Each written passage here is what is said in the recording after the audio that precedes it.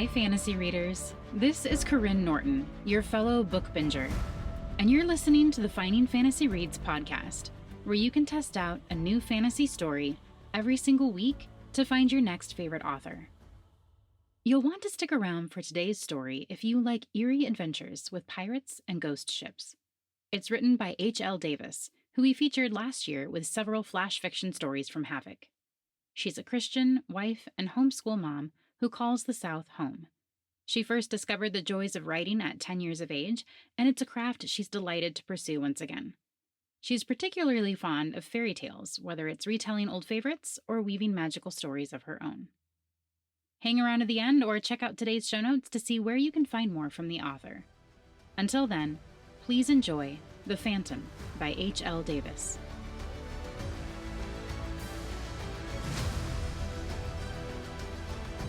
Missing, Rowena Harper of London.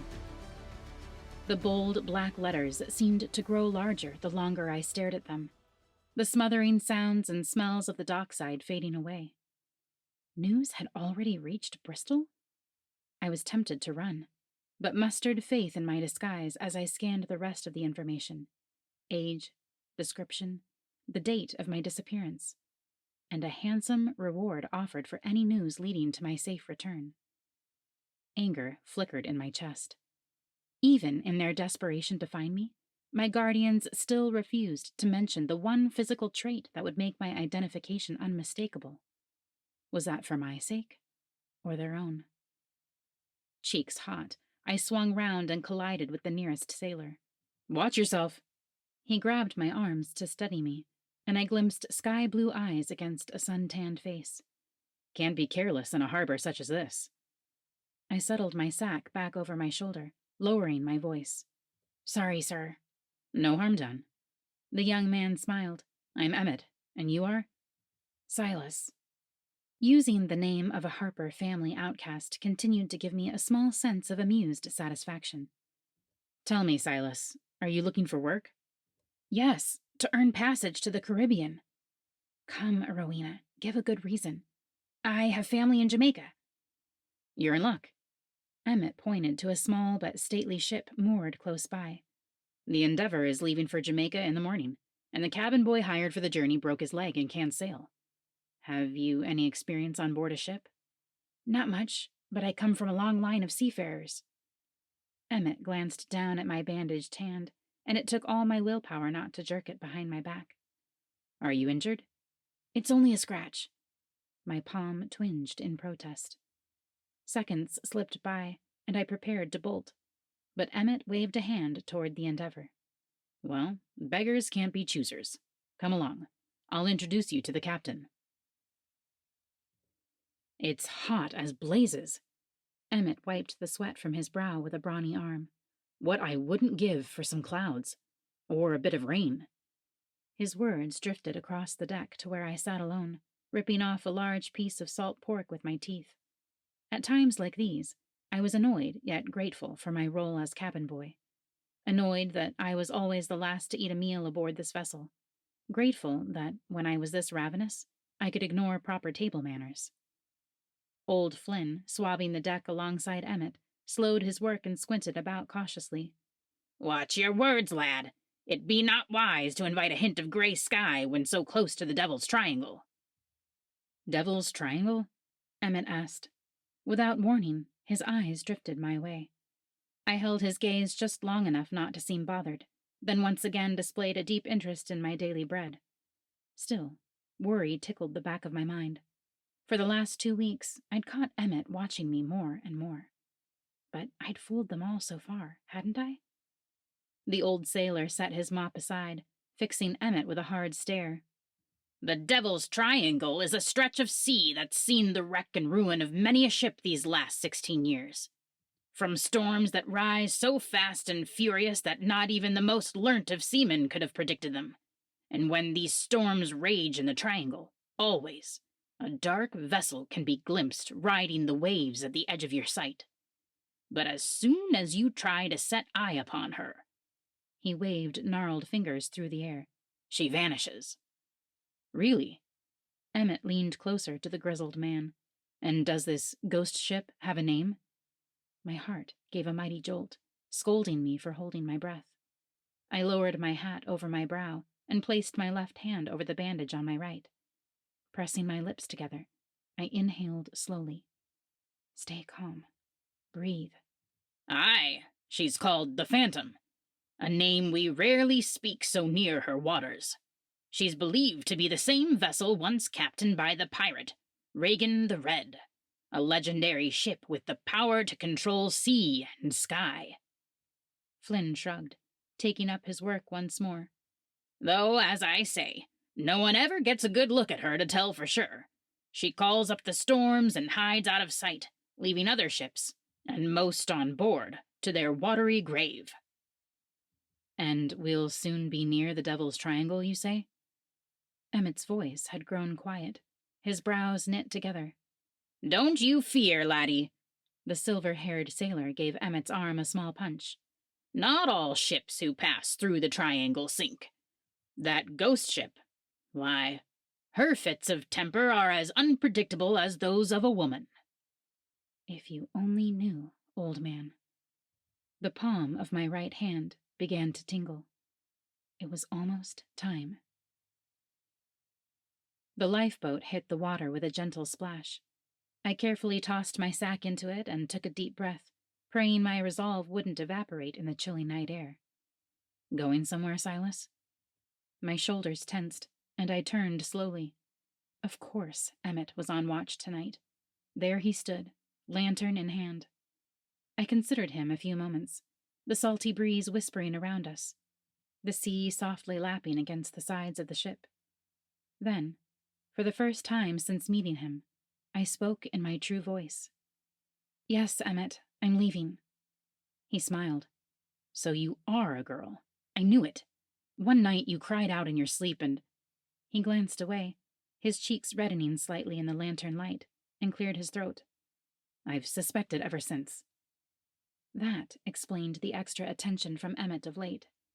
My nightmares had given me away. I swallowed hard. My name is Rowena Regan. Regan? His eyes shot back to mine. But I was almost certain you were the missing Rowena Harper? Indignation flooded my veins. The Harpers may have raised me, but they lied to me for 16 years, keeping me in the dark about my past. I clenched my right hand into a fist, sending a sharp pain up my arm. Thunder rumbled deep and expectant in the distance. I gritted my teeth. But after years of searching, I finally learned the truth. My father was Regan the Red, and I must find his ship. The Phantom? Shaking his head, Emmett set the lantern atop a nearby barrel and extinguished its flame. But you heard old Flynn as well as I. No one can set eyes on her. She'll be impossible to find. Not for me. Why? Snippets of memory flashed through my mind. Swords clashing, gunshots, a giant red-bearded man crashing to the deck. Unfamiliar hands carrying me away from the ship. Piercing pain. Screaming. I stared into Emmett's shadowy face, my thoughts at war within me. Could I trust him? I had little choice. I unwrapped the bandage from my hand and held the naked palm before his face. Even in the dim moonlight, I could see his eyes widen. Is that? Yes, it's a black spot. A mark dark as pitch, the size of a shilling, with cruel, jagged lines streaking out from its border like accursed lightning bolts. I could feel it burning, pulsing, threatening. So the tales are true. Emmett spoke with awe. A person's soul can be bound to a ship. An ominous cloud hid the moon, and I quickly rebandaged my palm. I don't remember exactly how the bond began. I was likely a babe. But that day in the Devil's Triangle, when my father was killed, and I was torn away from the Phantom, well, I smiled wryly. The separation left its mark. My hand, a sign of the inner wound, and it's growing worse. So the Phantom's unpredictable storms? It's because a part of my soul remains with her. Our bond is damaged, but not entirely severed. Like old Flynn told you, The Phantom has power over sea and sky. She feels what I feel, and since my pain and dread are growing, the Phantom reflects it with a fearful storm of her own. I nodded, my eyes stinging with tears. So you see, I must go to her, figure out a way to either completely break this bond or mend it, before it destroys more lives. And before it destroys you. Strong arms wrapped around me, their warmth surprising my heart with a flutter. Emmett leaned back far enough to stare down into my eyes. I've wondered many things about you, Rowena, but not all this, and I won't let you go to the Phantom alone. But I must. I can't risk anyone else getting hurt. Lightning leapt across the sky, and Emmett's eyes shot upward. No doubt she's close, since we're within the Devil's Triangle now. He looked back at me. We'll find her. Together. Emmett took charge of the lifeboat's oars, and as we traveled further and further out to sea, I began to shake with dread. What if I couldn't find a way to fix this? What if after all this time it was already too late? A gust of wind stole away the hat concealing my shorn hair. A flash charged across the heavens, followed by an ear-splitting clap of thunder. The moon remained concealed behind the clouds, and the water around us stirred uneasily. Part of me wished I could be calm, that I could stop this squall before it truly began. But my unease and the mirroring weather told me what I needed to know. The Phantom was near. A drop of rain hit my head, and another. Then down came a deluge, cold and harsh. I peered through the sheets of rain, drenched to the skin, and Emmett stopped rowing to search with me. The sea grew rockier, and I gripped the edge of the boat. Flash! There, far to our left, a magnificent vessel rode the waves like a wild animal, her pale, ragged scales emitting a ghost-like glow in the darkness. It was her. The Phantom. The ship from my dreams. The one that wailed and called my name. She's there! I pointed. With a grunt, Emmett strained to steer us in the Phantom's direction. Row upon row, we moved closer, fighting against the swelling waves. Can you still see her? He yelled as the lifeboat jerked, icy water spilling over its sides and onto our boots. Yes! Ever since that first glimpse, she remained visible to me even in the worsening storm. Her towering masts reached desperately toward the sky, and over the howling wind and churning sea, I could suddenly hear her groaning. My chest tightened, a fist seeming to grab my heart and hold on for dear life. Tears flooded my eyes, a sob choking me. You're afraid too, aren't you, Phantom? The vessel grew taller as we drew near, and suddenly Emmett yelled, I can see her now, straight ahead. No sooner had he shouted than the lifeboat was tossed like a leaf, and I was knocked overboard, the frigid ocean squeezing the breath from my lungs.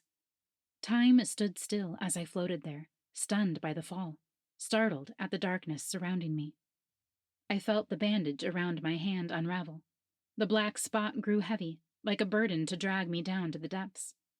My broken soul hesitated, my body motionless in the water. Was it time to admit defeat? To give up hope? My heart gave a firm reply. Defiance flooded my being as I fought the blackness without and within, kicking my legs again and again until my head broke the surface. I coughed, struggling for air. Emmett! I could barely hear my own scream, hardly see anything beyond the roiling waves. A howl from the Phantom echoed through the air. Finally, another voice broke through. Rowena! Emmett cried. A rush of water slammed me back under the sea. I was faster to react this time, rising above the surface in seconds. Emmett's face hovered above me, barely visible. Grab on! I gripped his outstretched hand, and he yanked me into the lifeboat. I landed with a gasp, the black spot throbbing angrily. Courage, Rowena. We're almost there. Emmett was right. The Phantom towered just ahead of us, creaking and crying as we approached. I caught sight of a pale rope dangling against her hull. Was she inviting me aboard? Heart hammering, I closed my eyes, struggling to block out the chaos around us, to still the tempest within me. I breathed in, long and deep, and for one fleeting, miraculous moment, the world went quiet. I'm coming, Phantom. I'm coming. You're not alone. I sensed the lifeboat growing steady beneath me. The sea around us settled. I heard the downpour slow until naught remained but a gentle, drowsy drizzle. Fingers brushed my cheek, and I looked to find Emmett staring at me, a smile teasing the edges of his mouth. You did it. His eyes shone bright. You calmed the storm. I looked up. There was the moon in the west, accompanied by a scattering of stars. As my gaze followed the winking lights across the heavens, they faded into the ever-lightening blue stretching toward the eastern horizon. And there, where sea and sky met, a soft peach line appeared as day awoke. The storm was over. Light was coming. And nearby floated the Phantom. Patient. Waiting. Emmett took up the oars and rowed us to her, the lifeboat gliding smoothly across the water's tranquil surface. We reached the spot where a golden rope hung, waiting for us to board. I eagerly seized it and began my ascent. Setting foot upon the main deck, a shiver ran up my spine. This felt familiar. Hello, Phantom. A shrill creak escaped the ship, her ragged sails flapping a greeting in return. It was still too dim aboard to see how poor her condition must be, but this enthusiastic response encouraged me. I felt a sudden pull in my right hand from the black spot. I stared at it, wondering why it remained now that I'd been reunited with the Phantom, was even now standing aboard her. But this time, the mark felt different, not harmful, hopeful, as if it now housed an invisible compass guiding me toward the quarterdeck, a magnet drawing me to the helm of the ship itself. I gazed at the wheel, its 8 wooden spokes, its central hub, round and dark and a black spot. So these 16 years, the Phantom bore a twin mark to my own, leaving her lost and without direction, haunted and helpless. Tears coursed down my face, and I struggled to get words past the lump in my throat. I'm sorry I was forced to leave you, that our bond was damaged so severely. Almost my whole life, I've borne a hurt I didn't understand, felt isolated, confused, and afraid. But now that I've found you, let us see if things can be made right again, for both of us. I reached for the hub with my wounded palm, trembling but determined. My black spot met hers, and in that instant, a force strong and bright brought me to my knees. My head felt light, weightless, the pain so long residing within me, gone. I looked at my palm, eyes wide, breath fast. The black spot had vanished. My attention shot toward the helm of the Phantom. Her dark mark, too, had melted away. A thrill rushed through me. Our bond was healed. My soul made whole. I was free. And I was home. I leapt to my feet and placed my hands on the Phantom's wheel, gazing in wonder around the vessel. Her sails, faded and frayed moments before, now shone brilliant and undamaged in the light of the rising sun. Her wooden decks were gleaming, her rigging secure and in readiness. Out of the corner of my eye, a silhouette saluted me from the main deck. My eyes met Emmett's, and he grinned. Where do we sail, Captain? Captain. A strange sensation bubbled up within me. And for the first time I could remember, I laughed.